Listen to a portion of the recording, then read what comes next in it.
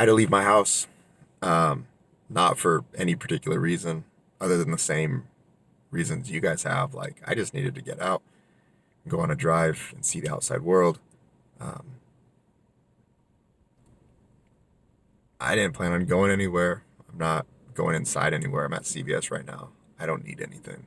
I just saw lighting, wanted to make a video. Um, it's actually right next door to Wingstop, one of my favorite places, and I'm not going in, but there are hella people in there, and hopefully they don't get sick.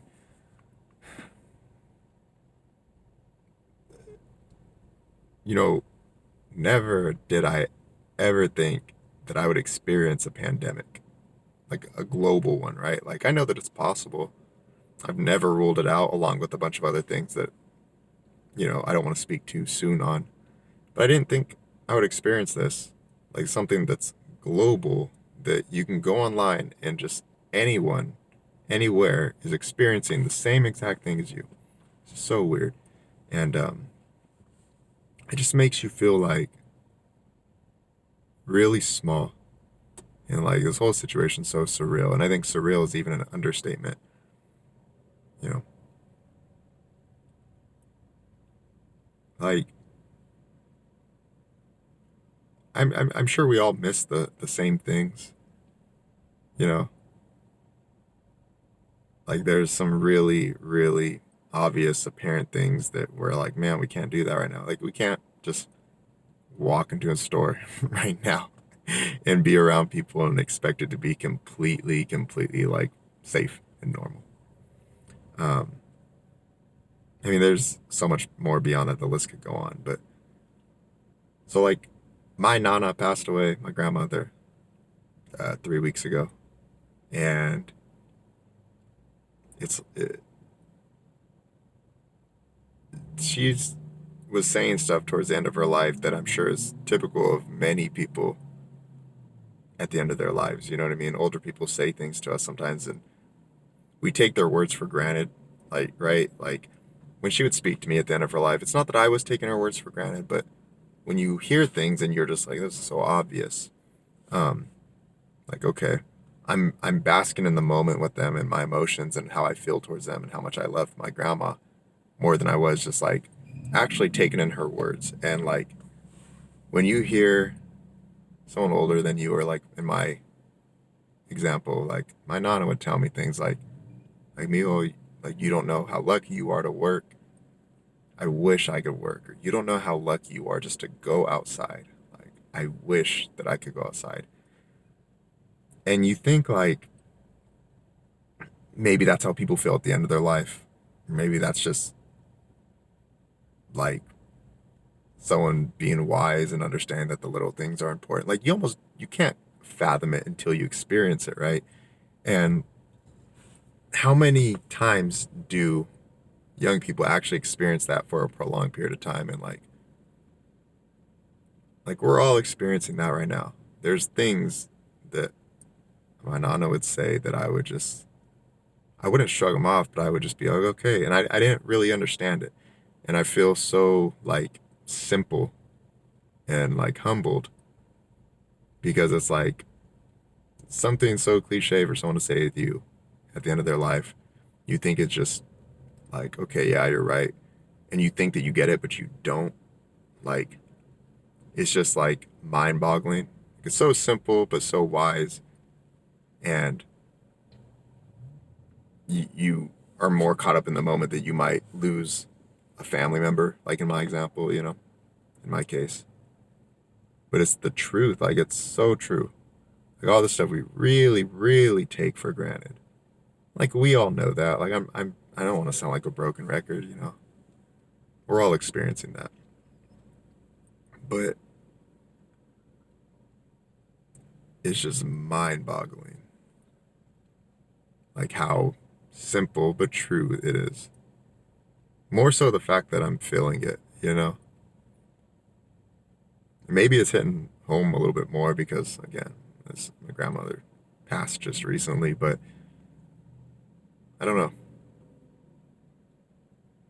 I don't know what to think about the situation other than I'm being optimistic, right? Like, we're all getting a lot of data coming in from some people. It's saying it's going to be really bad. Other people are saying it's going to be okay. And honestly, none of us really know. We really, really don't. I don't think we can track any of this fast enough to give us some type of indication of what direction we're going to go in, right? So my actions are going to be to do whatever I can to be safe and keep my family safe. But my hope is going to be optimistic. And I'm not like putting that on a timeline either. It's just do what I got to do every single day and be optimistic. I got to be optimistic every single day and just take it as it comes. Because I don't think there's anything else we could do in this situation, right? Like, we never experienced this before. Nobody knows, you know? So, stop getting mad at each other on the internet. You guys don't know. None of us do. We're just kind of jerry-rigging data to create particular narratives, I guess. Whatever you do, though, stay inside. Don't get other people sick. Don't interact with people who might be sick. Think of it in a selfish way if you need to. Like, you don't want to get sick. Don't interact with other people, you know? Or if you are not selfish, do the right thing and stay inside. You don't want to get other people sick. Yeah. Hope you guys are doing cool. Let me know where you guys are locked down at. I'm in California. California is getting more and more strict every single day. Luckily, though, the area that I am in is a little bit more conservative, so they're not trying to come and give people tickets for being outside and stuff like that. A lot of businesses are closed down, almost all of them.